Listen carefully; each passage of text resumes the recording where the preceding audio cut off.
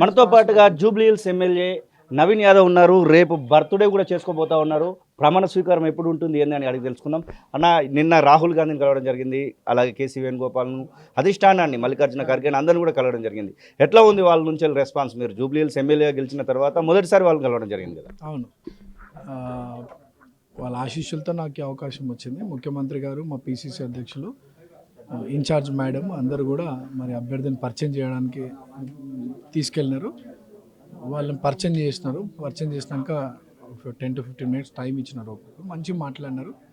మంచి భవిష్యత్తు ఉంటుంది, బాగా చేసుకోవాలని చెప్పి ఆశీర్వదించినారు. రేపు మీ బర్త్డే ఉంది, మీ అభిమానులు వెయిట్ చేస్తూ ఉన్నారు. ప్రమాణ స్వీకారం ఎప్పుడు ఉంటుందా అని చెప్పేసి వెయిట్ చేస్తున్నటువంటి వాళ్ళను మనం ఇక్కడ చాలా మందిని చూస్తూ ఉన్నాం.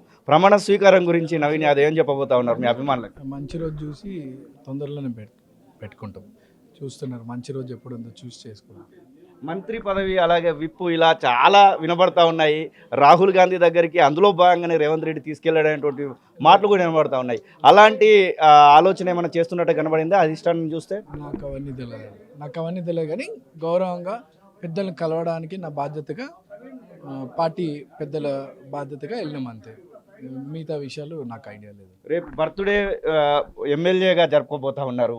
మొత్తం మీద ఎలాంటి పనులను ప్రారంభించడానికి మీరు మొదలు పెట్టారు రేపు?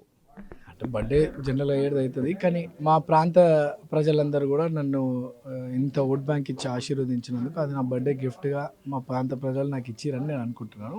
నాకన్నా ఎక్కువ సంతోషం మా ప్రజలు పడతారు.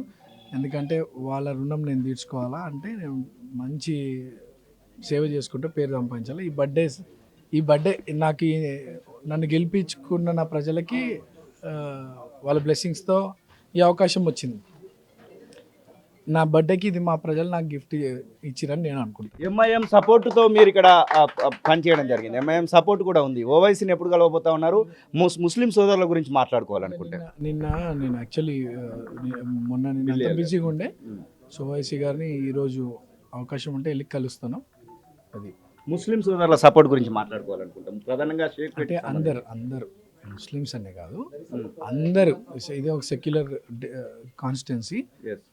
No doubt MIM support was major. బాగా కష్టపడ్డారు వాళ్ళు కూడా. అట్ ద సేమ్ టైం మా పార్టీ కార్యకర్తలు, మంత్రులు, ఎమ్మెల్యేలు, అన్ని వర్గ ప్రజలు, అన్ని కుల మస్తస్తులు వాళ్ళ ఆశీర్వాదంతోనే నేను ఎమ్మెల్యేగా గెలిచినాను. జిహెచ్ఎంసీ ఎలక్షన్స్లో నవీన్ యాదవ్ పాత్ర చాలా బలంగా ఉండబోతుంది అనేటువంటి మాటలు వినబడుతున్నాయి. జిహెచ్ఎంసీ మేయర్ గురించి మాట్లాడుకోవాలనుకుంటే నాకు పదవుల గురించి కాదు, పార్టీని బలోపేతం గురించి నా ప్రయత్నం జరుగుతుంది. పెద్దల రేవంత్ అన్న గారి ఆశీస్సులతో ఏ రకంగా పార్టీని బలోపేతం చేయాలో అట్లా పార్టీని స్ట్రెంథెన్ చేయడానికి కృషి చేస్తాను. ఇది నవీన్ యాదవ్, ఎమ్మెల్యే నవీన్ యాదవ్ చెప్తున్న మాటలు. ఖచ్చితంగా నాకు పెద్దల ఆశీస్సులు ఉన్నాయనేటువంటి మాటను అయితే వారు చెప్తున్నటువంటి పరిస్థితి. కెమెరా పర్సన్ అజర్తో కలిసి శ్రీనివాస్, తొలి వెలుగు, హైదరాబాద్. అసలైన తొలి వెలుగు. ఫాలో వాట్సాప్ @తొలి వెలుగు official.